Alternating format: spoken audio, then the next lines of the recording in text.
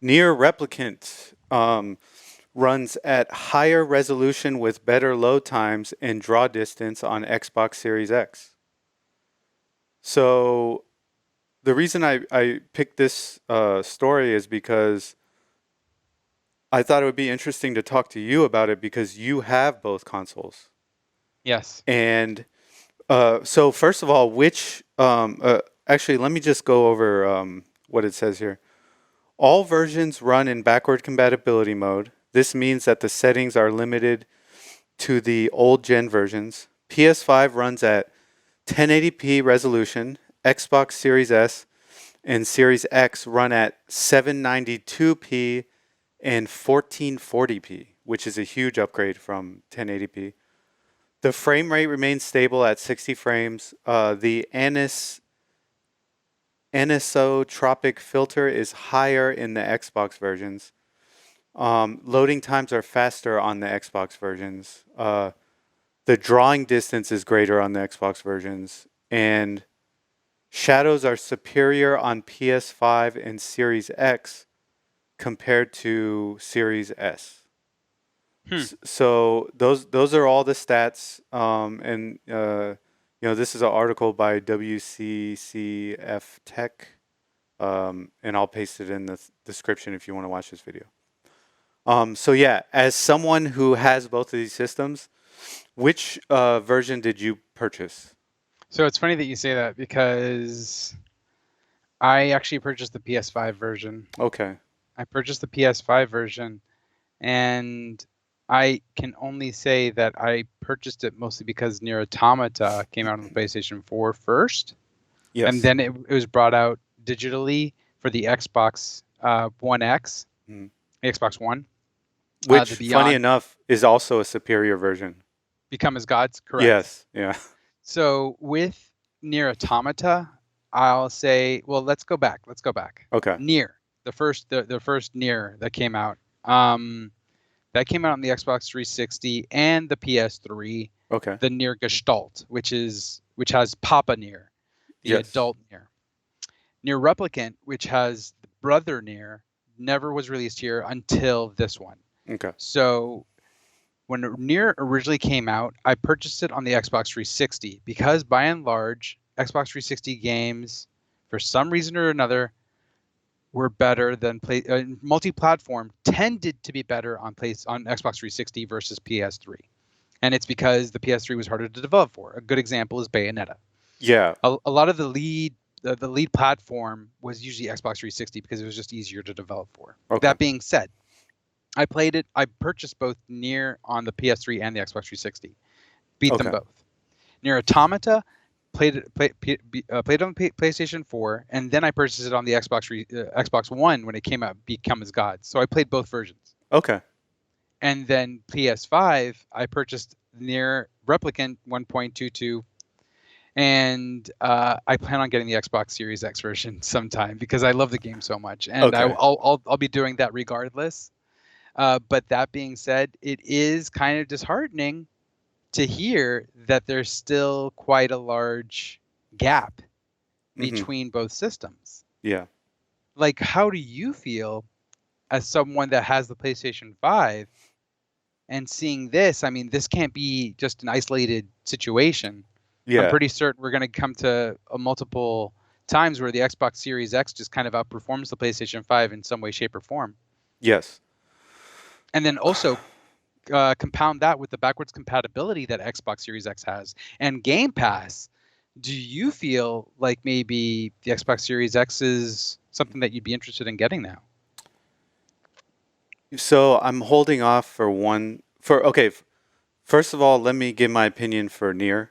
Yes, please. Pardon. Um, my I had multiple questions there. my opinion for Nier is that yes, if I did have both systems, I would totally get the Xbox version of Nier. Yep. Because you and me talk about this all the time. We order a lot of limited run games, and it's usually Switch or PlayStation. And you'll get ones for Switch that you want to play handheld, and I'll get ones for PlayStation that I know just are going to run faster. So it is a big part of which console are you going to get the game for? So yeah, I think it's a big deal. Obviously, if you, like you said, you're already gonna get the Xbox version now that you know that it runs better. So, um, Well, it was going to happen regardless. I mean, oh before yeah, yeah, before I knew about this, I was going to get it anyway because historically speaking, I own every like I the sad thing hmm literally about the situation is that why didn't they bring out Near Replicant for the Switch? That's the sad thing in my opinion. Like yeah, literally that could have been amazing. Granted, Monster Hunter just came out hmm and it's sweeping the floor with everything, but I'm just saying uh you want to spread out as much as you can, and I think the Switch would have been a great system to release that game for. yeah. No, you're right. You're right. They might do it at some point. You know, And that being said, even though it's not on the Switch, I'm very happy to hear about its sales currently and how it topped in the UK and Japan in sales last week, yes. in sales charts. Yeah. So for those that don't know, Near Replicant is the number one selling game this past week over Monster Hunter Rise. Which Monster Hunter Rise is an amazing game. I've played it many hours. Um, but the thing about Nier is that it's more of like A story-based action RPG. yeah, Like and Monster Hunter Rise is fantastic gameplay, but not so much in like the story and like world building department. yeah, it's an action adventure game pretty Yeah, much. yeah. So yeah, Nier Replicant. Even the is it the producer or the director? The producer is Yosuke Saito. The director is Yoko Taro. Yeah, so it was Yoko Taro, right? He was the one that was saying he didn't expect it to sell well because Nier Automata was kind of like a fluke to him as far as the sales went. But For the most part, and like historically speaking, like Nier just did not do well at all in the States. Like I remember really vividly me playing the game on Xbox 360 and being blown away. And like graphics don't make a game. no, It's the gameplay and sometimes the story. If the story is really good, it really pushes you forward. hmm And the gameplay by and large was mediocre. Don't okay, get me wrong. But the thing is that it did so many things at the same time that it elevated that for me. Like it wasn't just an action game, a third-person action game. It was also a shooter. It was also a text-based story game, and it was also an homage to things like Legend of Zelda and Resident Evil all in one game. So you have this amalgam of all these different play styles put into this game, making it like it's not, and it didn't come off as derivative. It came off as unique. hmm Granted, it kind of was a jack of all trades, master of none, but where the story and the music was concerned, and the characters, it elevated that game to masterclass status, and it just became one of my favorite games of all time. And so to see it getting some love, it feels great. It feels amazing that this cult classic has finally gotten some recognition, and I think some trepidation from the director Yoko Taro about this game is literally that Nier Automata, the action was done by Platinum Games.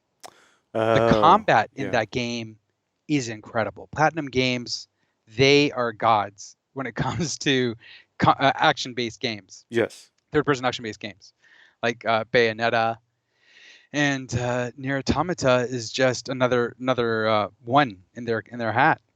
And so I think he was concerned that it wasn't like Nier Automata in terms of action, yeah, but Toy Logic, who has people that was in the previous studio Kavia, who developed Nier, hmm and actually that was their last game. Kavia folded after that, um, and they came back and they really helped bring it. And they also brought some people from Platinum Games to spruce up the combat, and the combat feels really good. It's not anywhere near as fluid as Nier Automata, but uh-huh, in terms of a story, in terms of the story aspect of the game, yeah, you're a human in Nier, you're a robot in Nier Automata. So Nier Automata makes sense where you're supposed to be all flashy and Yeah. overpowered. And for those that don't know, Nier Replicant is widely seen as the weakest game in the series by a What lot do of you mean? people. Um, I've just read that many places while doing research on the game.